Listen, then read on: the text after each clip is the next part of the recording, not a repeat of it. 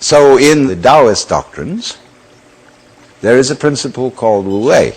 Wu means none or not, no, negation. Wei has a combination of meanings. It can mean action, making, but the best translation I have found for it is forcing. And so Wu Wei is the principle of not forcing in anything that you do. Now we know when we watch any performance of an artist, be it a dancer or an actor or a musician, we know immediately when the performance is forced. And we say it doesn't ring true, it's too artificial, it doesn't seem to be natural. Many people who study the Taoist doctrines think that Wu Wei means do nothing, in the sense of laissez-faire, be lazy,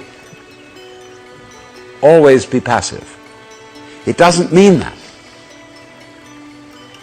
There is a time for action. When you study judo,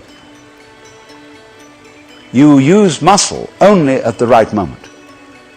When your opponent is hopelessly overextended and off balance, and you add a little muscle to it and you throw him across the room. But only then. You never use muscle at the wrong moment.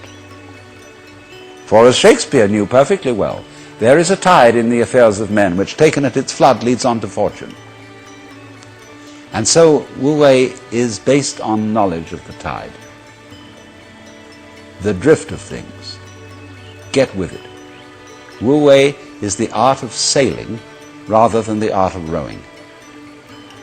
So, if you say now, one of the most famous sayings in the Lao Tzu book is, superior virtue has no intention to be virtuous, and thus is virtue. Inferior virtue cannot let go of virtuosity, and thus is not virtue. So one could also say, the real Wu Wei is not intentionally Wu Wei, and so is Wu Wei. But inferior Wu Wei so tries to be Wu Wei that it isn't.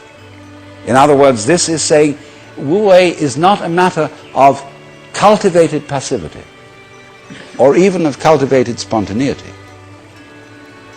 because there are people who think that they are released, that they have realized that they are the Tao, as all of us in fact are, or that you are, to put it into Vedanta terms, every one of us is the Brahman, the eternal self of the universe, beyond all description or classification or thought.